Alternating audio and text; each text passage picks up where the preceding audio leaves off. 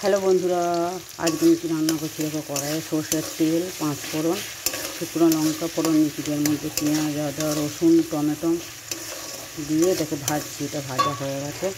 এর মধ্যে একটা মশলা আছে, জিরে, ধনে, হলুদ, লঙ্কা গুঁড়ো, আর এখানে একটু আদা কুচিও দেওয়া আছে, এটা দিয়ে দিলাম। এটা আজকে করবো মাছের ঝাল, পেঁয়াজ রসুন বাটা দিয়ে মাছের ঝাল। বাটা না, মানে পেঁয়াজ রসুন দিয়ে।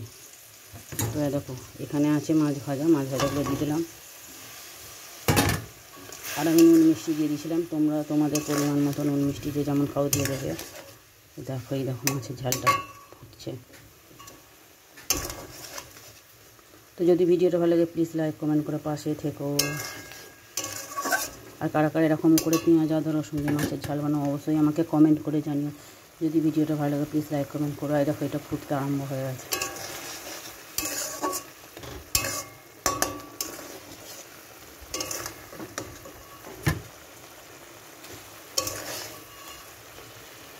কী সুন্দর কালারটা হয়েছে দেখো। তো বন্ধুরা, ভিডিওটা কেমন লাগলো অবশ্যই কমেন্ট করে জানবে। আজকের মতো আসলাম, টাটা, ভালো থাকো, লাভ ইউ।